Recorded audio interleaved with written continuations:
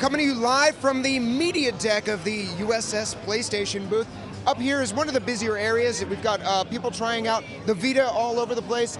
These stations, people have been coming in, shooting video, and we've come over here right now because these things, you can't go home with one. That thing is locked down. So we've come to you, and you are Pete Smith from Sony Computer Entertainment Liverpool, and you've been working on the LittleBigPlanet franchise for some time now. Yeah, I've been working on LittleBigPlanet since right at the start, since it looked nothing like LittleBigPlanet, and it was this odd little platform game with this 2D character walking around, and a development team just full of these mad ideas going, we're going to take over the world with user-created content, and we went, that sounds fantastic, and the game turned out amazing, and now PlayStation Vita is just the perfect device for LittleBigPlanet. We're absolutely loving it. All of the features of the PlayStation Vita. Yeah, let's go ahead and look at it here. Okay, so we got the planet here, and we got the planet. Yep. And LittleBigPlanet is very tactile by nature, so it makes sense to do it as touch. So you can kind of squeeze the planet, pinch the planet. And we're going to today talk you through a level we built specifically for E3. So let's talk about the game, the structure. Is this LittleBigPlanet 2? Is this? What are we looking at content-wise? So this is completely, utterly new.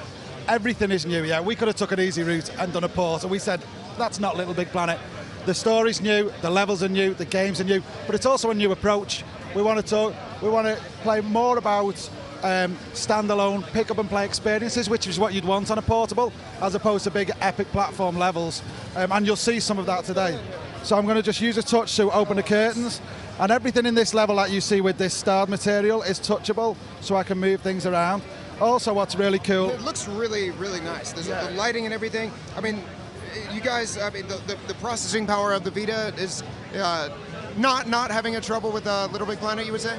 Well, it's a really good question because PlayStation 3 looked fantastic, and LittleBigPlanet pushes the PlayStation 3 to its absolute limit. So then you say, okay, now we're going to do it on a PlayStation Vita. But actually, because of the smaller screen in relation to a massive big monitor, you can create your assets that little bit lower, but they still stand up perfectly. So actually, the two are comparing really, really well. And I would say the two look pretty much the same, which is like totally amazing. And when we started getting the graphics up and running and saw that, we were like, wow, this device is fantastic. So I'm now just going to dress as Jack Sparrow. So that was from the Pirates of the Caribbean pack that was out for LittleBigPlanet on PS3. Yeah, and if you bought it on PlayStation 3, it will automatically come across for free onto PlayStation Vita. That's cool, yeah? Hey, if you move into a new house, you still take your wardrobe with you, right? Absolutely, and your pirate outfit. So I've just got to now jump, and I'll start the level off. So I'm walking through the level. This is a carnival-themed level. I'm going to walk through a whale's belly, as you'd expect with LittleBigPlanet. Like you do. Yeah. And here we've got, unfortunately you can't hear it with the show floor, but we've got a fully working piano. And if I play LBP, that should open the door and I can go through. Okay. Now we've got all of the standard controls for LittleBigPlanet, but having an analog stick, a real proper analog stick, really, really helps, and it feels very natural. You can just get to grips with it straight away. So you're grabbing with R1 and then you're jumping with X? That's right, yeah. Grab with R1, jump with X and use the analog stick. But then obviously we'll layer into that things like touch. And here we've got a little tilt problem. So I'm going to tilt this dude across, and I walk over, grab his feet, tilt him back. Okay, and then now you start layering things. So now I'm going to grab, and then I'm going to touch, throw him around, and I'm back onto this guy, and I'm going to tilt him back. And it feels really intuitive, and one of the great things about LittleBigPlanet obviously is everything that you see in the game you can make yourself. So if you want to make a touch game, a tilt game, a rear touch game, you can do that. And I think we're going to see some really fantastically creative games made by people. And I think what's going to be great is that it's going to feel a little bit different to PlayStation 3, which in a positive way, people will make different kinds of games. And we're building new tools to try to maximize that as well, so people try to think, right, it's PlayStation Vita, I'm going to build something suitable for a portable device. So here we've got a bit of a puzzle. I need to lift this platform. I've got a switch here and I've got a block here, so I'll just move that across. I'll jump over, oops, onto the switch, and then I can move the block underneath and I can jump through. Nice and simple and very, very intuitive. Now this is where it gets really cool, yeah? So here we've got rear touch. So you'll see when I move my finger on the rear touch, the fingerprint appears. Can we get a shot of his hands down here? So I'm moving around on the back. So then if I kind of just pull across there, and there you go, and I can kind of push them back in. I'll push them out. Okay. So, and then I could just do that and that. Okay, so that's your rear touch. And, you know, that's kind of cool, but it's not very interesting. Well, you know what? We've got a really cool puzzle here now, which is a little bit more interesting. So here I need to push blocks out and push them back in, and I need to get Sackboy to the top of the screen. So you're pushing out the platform, and it is 1-to-1. This is something that is really. I want to. You mind? Oh, nice. Oops. I'm not helping you out. I'm just screwing around. Okay, so I'll just push that back in. I'll drag across. Okay, and you know we're finding the designers are really liking the rear touch because it's just something new, and it's like things they've not been able to do in the past. And hopefully gamers will find that as well. Is that, you know, if they look at this device and go, oh wow, imagine the things you could do with rear touch. Well, you know what, they can make them themselves, yeah. So a thing that we had said, I think, with LittleBigPlanet, it was it was a platform game, and then LittleBigPlanet 2 was a platform for games. Yeah. What would be the in a bucket here with LittleBigPlanet for Vita?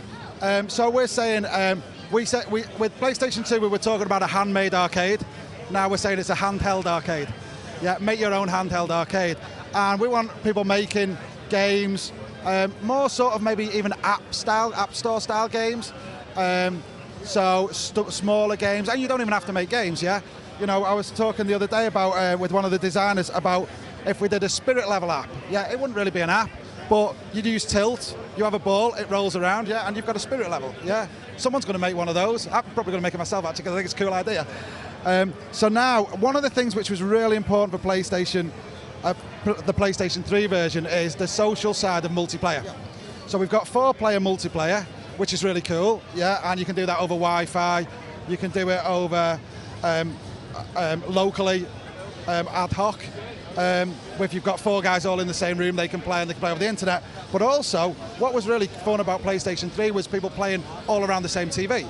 It was quite a social experience. Right. Well, now with the multi-touch screen, you can do that with the PlayStation Vita. So I'm going to show you now a level we knocked up.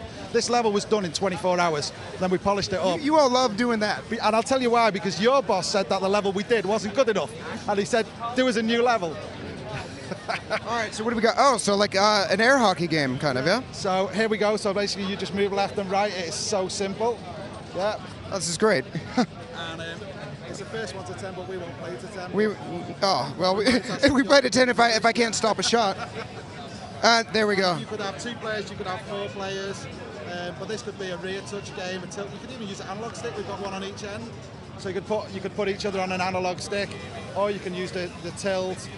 All of the features, but I think this is going to be a really cool feature because it's really social for PlayStation Vita. It's just a different. It's cool that if you can play multiplayer, but without necessarily having to be online. This is kind of like an app, like you said. Yeah, that's right. Because some people, they might not be online, they might not have 2 PlayStation Vitas, but the friends come round, yeah, and they want to show off the kit. It's like, right, let's have a game of this. And then you can go on, and you know what, you might be on the move, you might be on the bus. Well, you can download levels over 3G, which is really cool. So you can say, right, come on, let's have a look what levels there are for 4 players on the same device, and you and your friends all sit round it and, kick the crap out of each other or shoot balls at each other or do whatever you want, yeah? I know it's early going, but do you plan on possibly supporting LBP.me, which was like, that great website that for LittleBigPlanet 2 levels sent people to discover them? Absolutely, yeah. I mean, we love LBP.me, yeah. It's so cool, and our challenge is always to make sure people can find the good stuff.